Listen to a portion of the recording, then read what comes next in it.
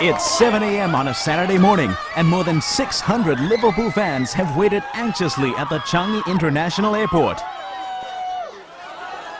And after a 13-hour flight from Manchester, England, the Anfield Reds appear for the first time. But it didn't take long for them to realize that they are in for a rather pleasant surprise.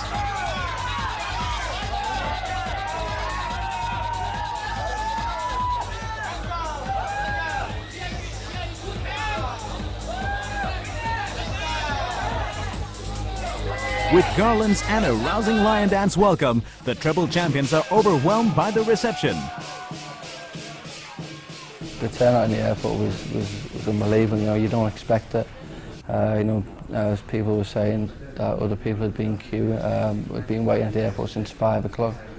But I mean, it's great. You know, obviously we are thousands of kilometres away, and it's not every day that a big club like Liverpool comes to these parts of the world. So I mean, it is special when people do turn out. Yeah, it was unbelievable when we first got here. There was so many people at the airport, and then we got back to the hotel. There was also lots of people, and wherever we go, there seems to be Liverpool supporters, and it's great to see when you're at England, and we get a lot of fan mail from Asia. But until you come here and see what the fans are like, then it really sinks in then.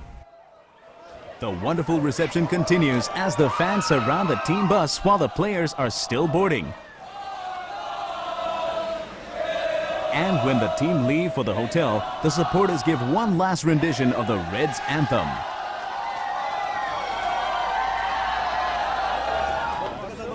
Following a quick check-in at Marina Mandarin, the players head down to the Padang for a light stretching session. Obviously still feeling a little jet-lagged, the players are eager to have their first feel of the hot and humid weather conditions in Singapore.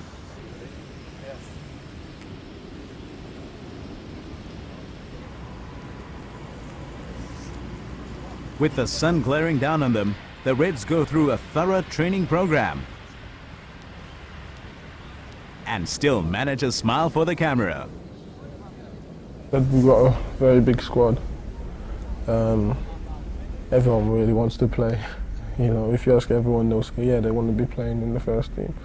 But managers got it in our minds that the amount of games that we're going to be playing, like towards the end of last season, I think we were playing 3 games a week, and to play 3 games a week is very tough. So with the amount of games we're going to be playing, we need a very big squad, and that's when the rotation comes into. The official press conference is held later in the afternoon as more than 150 journalists wait in anticipation. And gracing the occasion as well were the 3 coveted trophies of the League, FA and UEFA Cups, which the Reds promised to bring on this Asian tour. The attention at the conference is the 3 team captains in Jamie Redknapp, Robbie Fowler and Sammy Hupia. Well, actually, I do have... It is their first official chance to meet the media and say thank you to the fans for a tremendous welcome at the airport. The press then have their chance to grill the players on issues ranging from the past, present and the future of the Anfield legacy. The players have great fun with the press, and throughout the 60 minutes, everyone breezed through the questions thrown at them. This year is going to be a very big challenge for us, and we've got to work. It's 5:30 p.m. on a hot and sunny Saturday evening, and the next stop for the Reds is the Choa Chu Kang Stadium. This closed-door training session is specially arranged for both adults and children from the charitable organizations of Club Rainbow and the Singapore Sports Council of the Disabled. And as they sat pitchside, they witnessed a team of stars who were eager to perform for the fans in the usual manner back home at Anfield. As the evening sun shone brightly on the Reds, it was fascinating to watch them go through the motions. The players then signed hundreds of autographs for all who were present. Obviously, charity work for Liverpool FC is a trait that the club has closely come to be associated with. Yeah, Liverpool do a lot of things with charities. That was one thing that we did yesterday, but when we're back at home, we're doing a lot of things as a team with charities. There's a local children's hospital near us, and we do a lot of charity work for them, and We do charities for lots of different things. We sign photographs and balls and whatever to help raise money for lots of different charities. So I think it's one of the good clubs for doing that. The local S-League champs SAF Warriors were also in the midst of hunting for signatures. Despite a hard workout, the magnanimous gesture of the Reds was clearly seen when they gladly posed for a very special team photo with the young Warriors. Gala dinner at the Marina Mandarin is the next stop on the agenda. Jari Litmanen with a rare smile as the rest of the players are scattered among media and sponsor representatives. And although the players are understandably tired after a long day, they still pose for photos and continue to oblige their adoring fans right through the 10-course dinner. Robbie Fowler is in a great mood as the official Liverpool fan club in Singapore are also busy giving out awards to the deserving stars like Sami Hupia, Michael Owen and of course team manager Gerard Houllier. Our players have been absolutely magnificent. They've been really top of the world, and this proves it. I believe in them. I believe a lot more is to come, and I would like to thank the player and of course to thank you for the trophy. I would also like to share this with the staff, because as Sami said, there's a team behind the team, and the team behind the team has been also really fantastic. Thank you very much.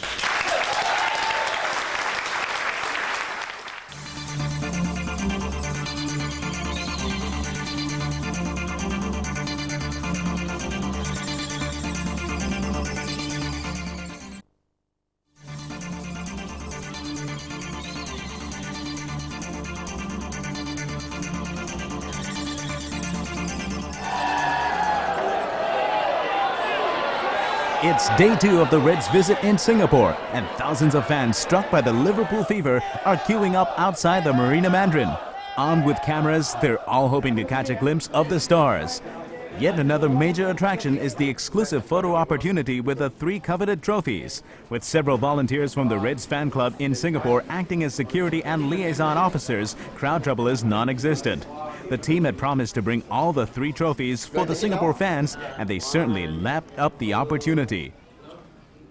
You know, it's a great sport, and a lot of people are very excited by football and have football as their number one hobby. So it's part of the job to sign autographs and have pictures done, and I think we've done more here than we've ever done before because there's so many people. But it's great to do them because they all deserve it, because it's they support Liverpool from such far away, and it's great to come and see your supporters.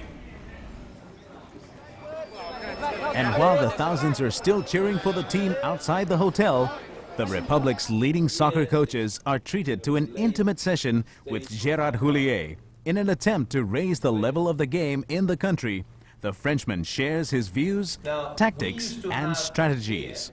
In France, player and coach. Good luck on Monday. It's 2 p.m. in the afternoon and the Reds are involved in yet another intimate session with the fans. This time round, a panel of a dozen players are on hand to answer any questions from their adoring supporters. And it is indeed an intimate get-together the fans have with the team. Little pranks by the players such as this one with Robbie Fowler and a pregnant lady adds a great touch to the wonderful occasion. Thank you very much. My husband loves Liverpool more than he loves me. The players are touched by the adoring fans and realize that Singapore is truly a big fan base for them. The Red fever is felt everywhere, and one of the more prominent night spots in the country, bar none, is the next stop. With Patrick Berger and Stefan Honshaw leading the way, it was another gesture by the club of saying thank you to the hundreds who turn up.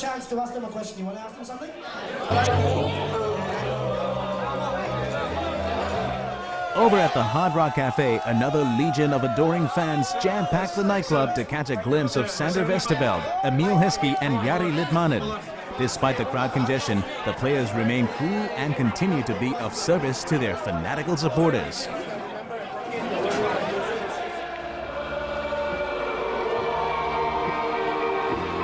After having signed countless autographs and posing for pictures the entire day, it is now time to get down to business. And that means a trip to the Bishan Stadium for the official training session later that evening. Almost 3,500 Reds faithfuls are at the stadium to watch their idols going through the motions.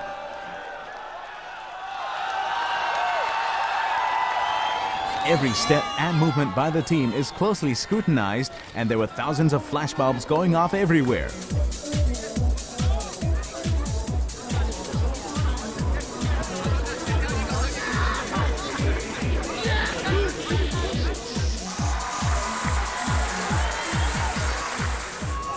One of the interesting aspects of Liverpool FC is the presence of two German internationals in Marcus Babbel and Dietmar Hamann, who have greatly aided in the success of Liverpool. But it remains a mystery as to why the other EPL sides are still not keen on the German flavor. Well, there are not many Germans in the Premier League at the moment. I don't know why, but obviously our manager made the first step a bit over 2 years ago when he bought me from Newcastle. And then he got Marcus Babbel on a free last year, and I think he's quite pleased at the moment with our performances and with the way we are doing. We just think that he's looking for good players. I don't think that he's got in mind where they're coming from, because we've got loads of nationalities at Anfield, and he's just looking for good players. And if there are more Germans to come, even better. The return of Jamie Redknapp to the front line is a big boost to the team, and the team captain is confident of the season ahead. We had a chat the other day, and the manager said he sort of assured us that the reason why he's not been out and spent millions in transfer market is because he's happy with the squad that he's got here. So that is in itself is great news for the players, because sometimes if you do win trophies, then all of a sudden sometimes the fashion is to go and buy 4 or 5 massive new players, and that can sometimes upset the balance of the team. So I think he wants to give this team a chance to grow and see how it matures, and hopefully it will mature well, and that's all you want. The man responsible for the Anfield Revolution and its transformation into a championship-winning side is certainly deemed as a master tactician. He knows how to get the best out of all his players. You know, everyone was questioning some of the people he's bought, but they've always come through. You know, everyone was saying why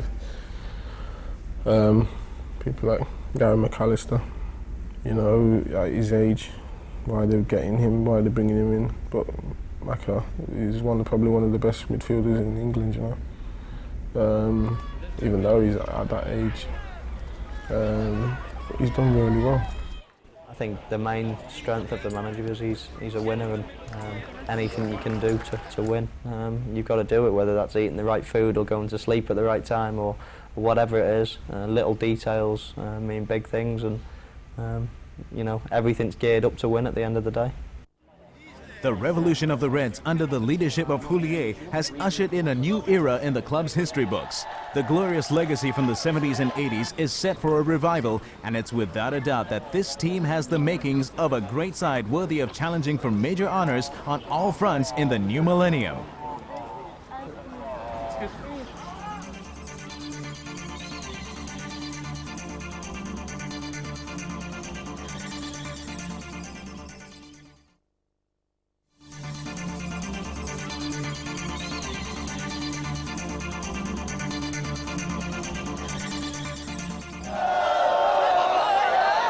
It's Monday, July 16th, and thousands of Liverpool fans descend upon the National Stadium.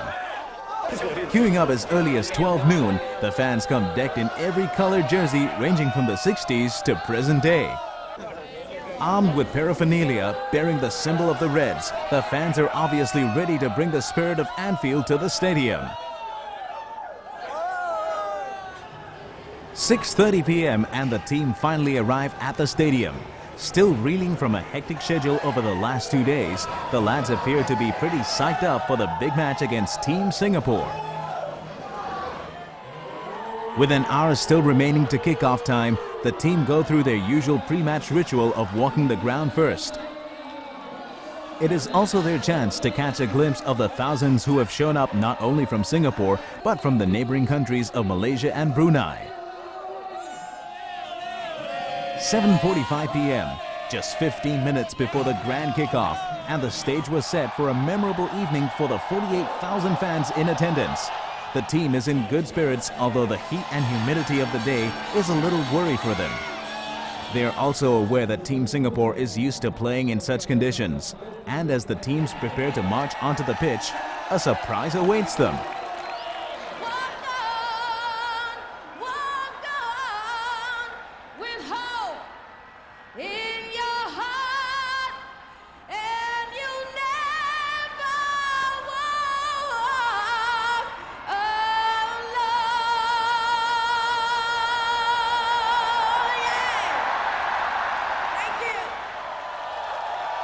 It was a nice touch by the organizers to welcome Liverpool to the stadium, and the 48,000 fans definitely enjoyed that special treat. We've got to say a great thank you to the fans. Practically the whole stadium was to us. I mean, we were practically playing at Anfield. I mean, the support was very good. They had promised that all their big names would play, and when the team lineup was announced, it was a who's who list in football. The champions start slowly, trying to comprehend the strategy of Team Singapore. With Fowler and Heskey leading the attack, the Reds are frustrated constantly by Team Singapore's S. Subramani and Daniel Bennett. And it's 30 minutes before they actually make their mark in the game. Some space now, pushing it through for Heskey. What a burst of speed from Emil Heskey! And a great tackle from Daniel Bennett. Lovely saving tackle. 5 minutes later, Team Singapore side have their best chance through their Croatian import Mirko Grabovac. On the run right now, galloping away for the Singapore side. Faced with two players, gets past Rancho.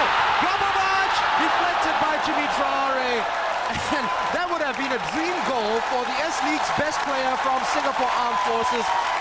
2 minutes from the break and Jamie Redknapp shows what he's made of. Encouraging Redknapp to have a crack. Even a little bit of a deflection will do. Redknapp goes, takes it, floats it, brilliant save by Rizal Hassan. But the deadlock is finally broken just before half-time. Corner comes in, Heskey with a header! Emil Heskey! If there's anyone to score the first goal for Liverpool, it has been him, because he has been the most mobile forward, the most enterprising of Liverpool players, trying to make... Second half, and Vladimir Smitser no doubt produced the best move of the game. Oh, lovely skill. How about that from Vladimir Smitser? Laying the ball through for Michael Owen. Here's a chance for Michael Owen. Oh, it came off the crossbar. And 3 minutes from time, the boy wonder from England gave the crowd something to remember him by. Forward yet again. Oh, lovely play.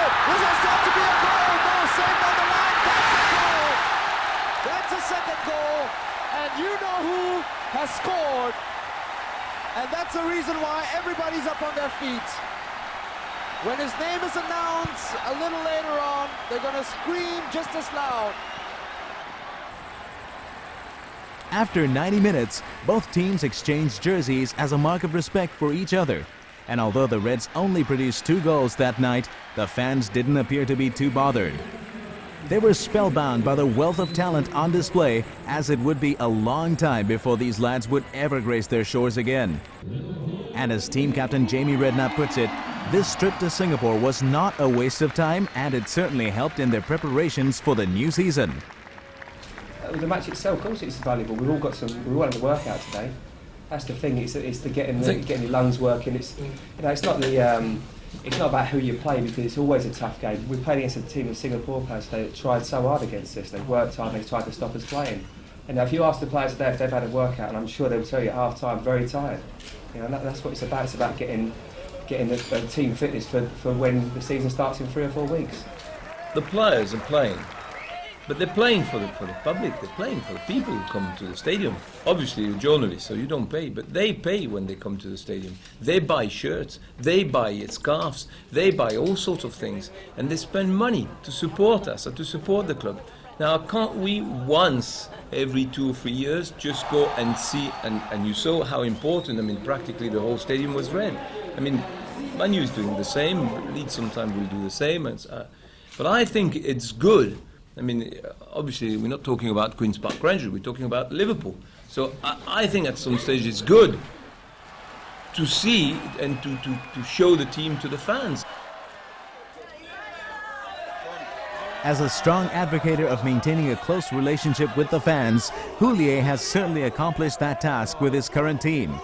And that explains the presence of 300 fans at the airport to send off the Reds for their next stop, Bangkok, Thailand. An 80-hour tour in the Lion City may have taken its toll on the players, but it didn't stop the lads from signing and taking last-minute autographs and photographs. Tired as they are, they managed to smile and oblige the fans. And as they leave through the gates to board the plane, the team gave a solemn promise to the fans to remember. Last year we won 3 cups, finished third in the league. I mean, we're under no illusion. I think it's going to be easy. It's going to be very, very hard again. But we've got the people and the personnel, to help us achieve what we want to do. Obviously, the main ambition is to win a league. It's going to be very, very difficult. I mean, I've said that, but we are quietly confident. Winning the 3 cups, it's never been done before. Everyone's very happy about that, but we've got a new season to look forward to now, and got to do it all over again. Expectations are higher now.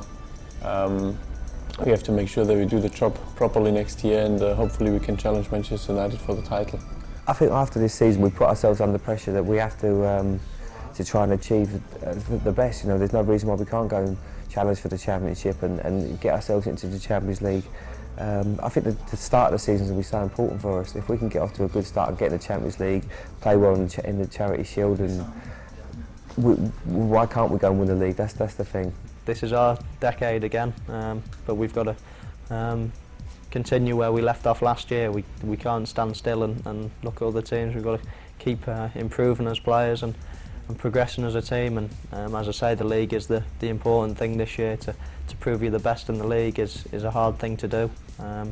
Man United have dominated in it over the last few years, and I think it's time for someone else to try to take them on, and hopefully we're the club to do it. Liverpool FC's stopover in Singapore demonstrated several things, the most significant of which was the team's approach to the idea of getting to know their fans on a more personal level. Over their 4-day stay in the Republic, the Anfield Reds signed and posed thousands of times for the fans. Not realizing the star power which they command in this part of the world, the players certainly left Singapore with memories that, as a Liverpool fan, you'll never walk alone. When you walk through a storm, hold your head up high and don't be afraid of the dark. At the end of a storm, there's a golden sky and the sweet silver sound of a lark.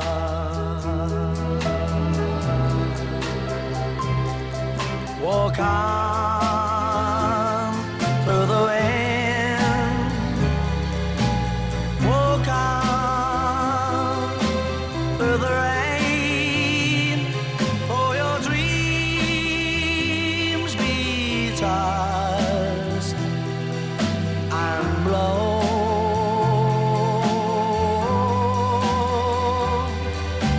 Walk on